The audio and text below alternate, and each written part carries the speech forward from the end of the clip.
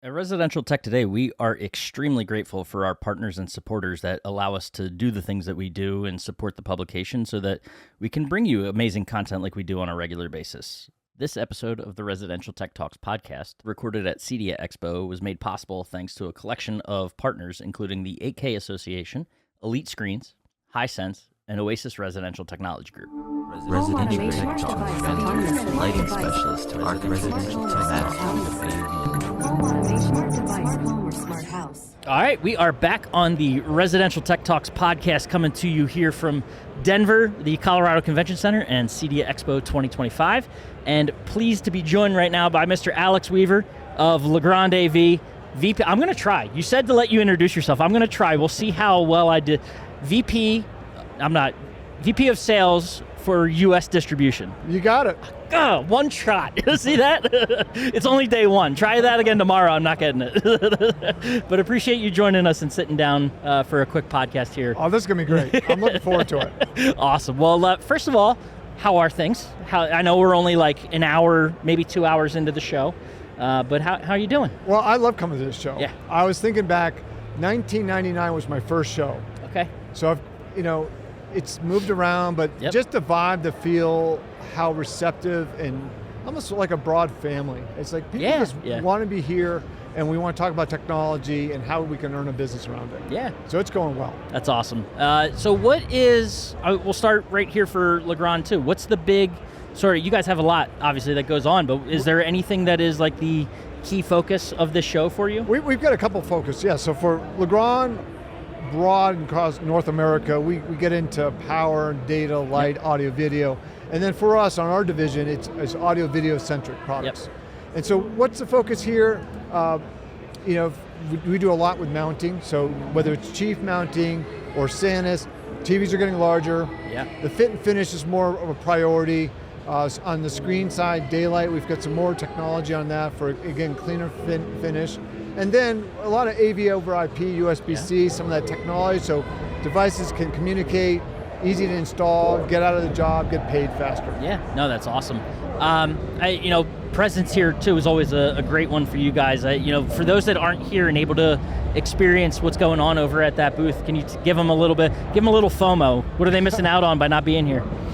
Again, the show, you get all sorts of folks. You get some of the hobbyists that are just doing a few jobs a year and they really want to get into the details. And then you get to folks doing larger volume of business and they want to really talk about profitability, the margin of the product, ease, accessibility, lead time. So we're seeing all of it. But the floor energy is really good right now. Yeah, it is. It truly is. You think about the market too. You've got folks going through this tariffs and cost of living's gone up. So there's some maybe a little bit of anxiety. I don't really feel it right now. Most of the dealers we're talking to, they're quoting jobs and they're busy right now. I'll dive into that a little deeper in a second. You mentioned the mounts and things like that and how big TVs are getting. Talk about the strain on the mounting side. With you get these 100 inches, 115 inches. Is there a lot of new elements that have to go into a mount? Definitely there is new elements. I mean, the weight of the TV is not so much, but just thinking about a little bit of wobble becomes a big eyesore when you have such a large plane of glass that you're looking at. So we can even support up to 140 inches right now on some of our mounts. So yes, the hardware and the mechanics behind it, we might gotta make sure it's robust enough. Yeah. And then, but again, the finish needs to be clean for the residents or the commercial application. Right, because as large as they're getting, these TVs are getting bigger. They still got to look flush and like they are planted there on the wall. And then you also think of it too with the installer.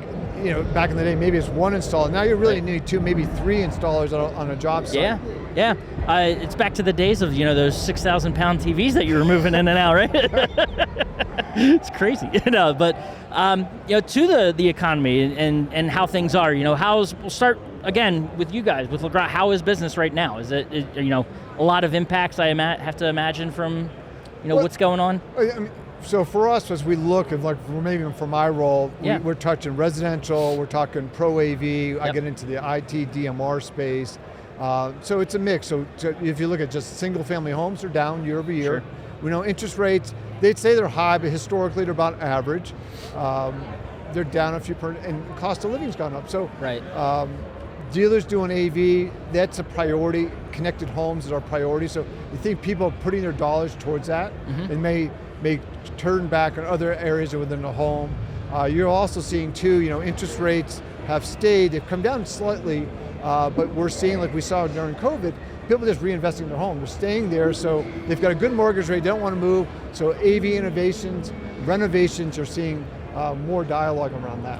What, the message to the integrator around that of how to, knowing all of those factors that are going on, what are you telling them as far as how to be successful, or what would you tell them to give them a little advice, in operating in this kind of market? I think really understanding your customer, whether you're doing volume or whether you're doing more of a custom shop, understanding what their needs are.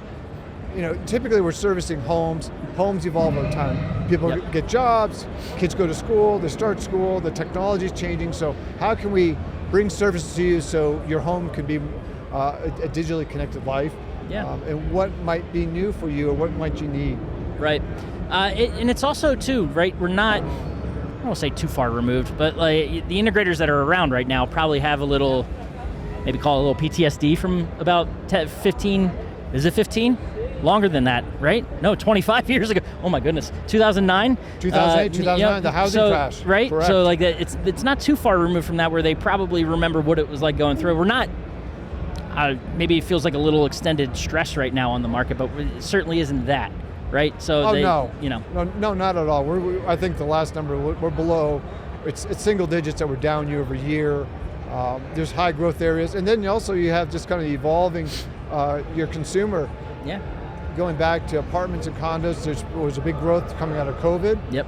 And then you're seeing units that have just really decked out with nice amenities. So, hey, I don't want a yard. I don't want to manage that. I want a lifestyle or be home, have my amenities, and then enjoy the local town. That's an area too. I know there's been a lot of attention around the MDUs and things like that. The integrators that aren't necessarily looking in that route or in that direction right now.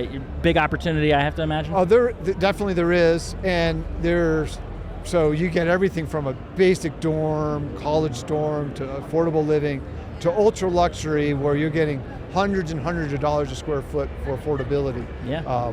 So within that range, you got to figure out what might make sense for the products you offer, the services, and they are out there. Yeah. So from your perspective, from your seat, and getting the integrators to know about what you do, education I think is another big component. Obviously, walking around, seeing product, getting hands-on with it, but from an education perspective and making these integrators aware of what's going on with Legrand, what are you guys doing in that perspective? Website, obviously on our website, there's a lot of tools, resources there. We've got recorded videos and content, and then we're making the shows, events like this, big shows like InfoComm, we're doing trainings, and then just being present in the field, connecting with dealers, what's their growth, what's their need. Talk too about go back to COVID, like it felt like there was a lot of attrition in the industry, and so when kind of business started getting back to normal, we saw more of a spike in education. It really wasn't, I don't believe it's driven as much, we had new products, but more of, hey, I've got new team members, they've got to learn to get on the job, do the job right, and meet the customers' expectations. How much is experience, because I know too, I feel like the education in this space has evolved as well, right? There's still, of course, there's always going to be a need for that hands-on of like getting into the nitty-gritty of how to install this and take this flush mount off and put a new one on. But the experience factor and education around selling the experience, are you guys seeing that much? We think very much about the experience from both the installer using it, and then obviously they got to deliver that value to the homeowner. So for the dealer, training, it's fortunate we have so much of the stuff's digital and videos, so a quick shop on the job site. I don't really know, I can access videos and to make it easier. And then for us, as Legrand AV and even Legrand broader, we sell a myriad of different types of products. So how do we make the interconnectedness look? Even simple things like we make something in plastic, we make a white item in plastic. Our sister divisions also make the same color white. Right. So again, going back to the aesthetics within the unit. And that's I have to imagine too, it could be challenging at times, but also really unique to be able to tell that sort of story of the entire portfolio, how it comes together, under the Legrand banner. It's important to tell, and it's again, the homeowner moving in, those are little things they probably don't think about, but if it's off, it's an issue. Yeah, no, that's awesome. So one stated goal, I know you talked about what's going on at the booth and things like that. Like when you're at a show like CEDIA, what is the most important thing to you to get out of it for the brand? I think for us, I'll give you two answers. One, I think us as a team, we want to build more awareness. First of all, the breadth of our products, we sell a lot of different products in different areas. And then, with that breadth of products, then we can get into the details, whether a follow-up meeting, after show, what in-person, virtual, we can get into those details. For me, in my role, I think it's more about understanding what's going on in the marketplace. Yeah. We just mentioned COVID, we talked about the housing crash, we had tariffs and interest rates, changes in recent times. So that changes people's outlooks. And what's the outlook like today, and customer confidence, our dealers' confidence, and then thinking about what solutions do they need? Yeah. How can we help them be successful? Well, to close on a light topic, you mentioned those tariffs. So, I have to, think too, the breadth of your portfolio, a lot of challenges in sort of navigating that internally for you guys. It is, and I think for any other kind of manufacturer that's sourcing product globally, we're fortunate to have a very good team.